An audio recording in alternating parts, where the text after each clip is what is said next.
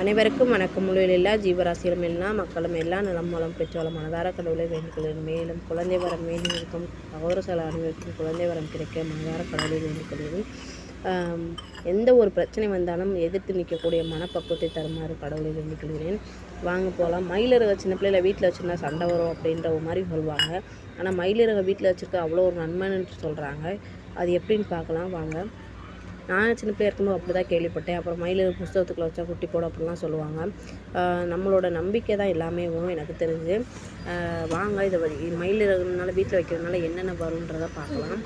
முருகன்னாலே அழகுன்னு சொல்லுவாங்க. அப்படிப்பட்ட அழகான முருகனுக்கு வாகனம் தான் மயில். மயிலுக்கும் அழகுக்கும் பஞ்சமே இல்லை. அப்பேற்பட்ட மயிலோட தோகையை வீட்டில் வைக்கிறது எப்படிப்பட்ட பலன் கிடைக்கும் அப்படின்றத பார்ப்போம். கிருஷ்ண பரமாத்மாவும் தலையில் மயில் ரெக்கை வச்சுருப்பாரு. நம்ம எல்லோரும் பார்த்துருப்போம். வீட்டில் ஏதாவது வாஸ்து குறைபாடு இருந்துச்சுன்னா ஒரு 8 மயில் ரெக்கையை வெள்ளைக்கயிறில் பூஜை அறையில் வச்சோம்னா நல்லது நடக்கும். வாஸ்து குறைபாடு இருக்காதுன்னு சொல்லுவாங்க. மேற்கொண்டு ஓம் சோமாய நமக அப்படின்னு சொல்லி உச்சரித்தோம்னா ரொம்ப நல்லது அப்படின்னு சொல்லுவாங்க.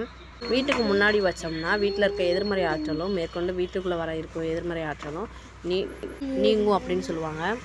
இது வாஸ்து தோஷத்தை மட்டும் இல்லை, சனி தோஷத்தை கூட நீக்கிற திறமை இருக்குது இந்த மயில் ரெக்கைக்கு அப்படின்னு சொல்கிறாங்க.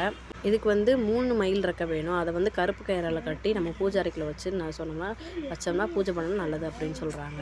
அதை எப்படி வழிபடணும்னு பார்த்தீங்கன்னா, ஒரு டம்ளரில் தண்ணி நிறையா எடுத்துக்கிட்டு பாக்கை ஊற வச்சுட்டு அந்த பாக்கு தண்ணியை தெளித்து விட்டுட்டு மயிலிறகு மேலே ஓம் சனீஸ்வராய நமக அப்படின்னு சொல்கிறாங்க. அப்புறம் பார்த்தீங்கன்னா நம்ம மயிலிறகை ஒரு அலுவலகத்தில் நம்ம டேபிள் மேலே வச்சோம்னா அது ஒரு அழகும் உற்பத்தி திறனையும் கூட்டுன்னு சொல்லுவாங்க. இதுவே அலமாரியில் வச்சோம்னா செல்வ வளம் பெருகுன்னு சொல்லுவாங்க. பணம் தங்கலாட்டி கூட அந்த இடத்துல தங்கும் அப்படின்னு சொல்லுவாங்க. மயிலிறகை வீட்டில் வைக்கிறதுனால சுத்தமாகவும் இருக்கும்னு சொல்லுவாங்க. எந்த பள்ளி பூச்சி வராதுன்னு சொல்லுவாங்க அவங்க. உண்மையிலே நானுமே இப்போ தான் கேள்விப்படுறேன். நீங்கள் யாராவது மயிலிறகை பற்றி கேள்விப்படுறீங்கன்னா கண்டிப்பாக எனக்கு கமெண்ட் பண்ணுங்கள். நன்றி. என்னோடய சேனல் பிடிச்சிருந்துச்சி, நான் சொல்கிற விஷயங்கள் உங்களுக்கு பிடிச்சிருந்துச்சுன்னா மறக்காமல் சப்ஸ்கிரைப் பண்ணுங்கள். ப்ளீஸ் எனக்கு சப்போர்ட் பண்ணுங்கள். தேங்க்யூ.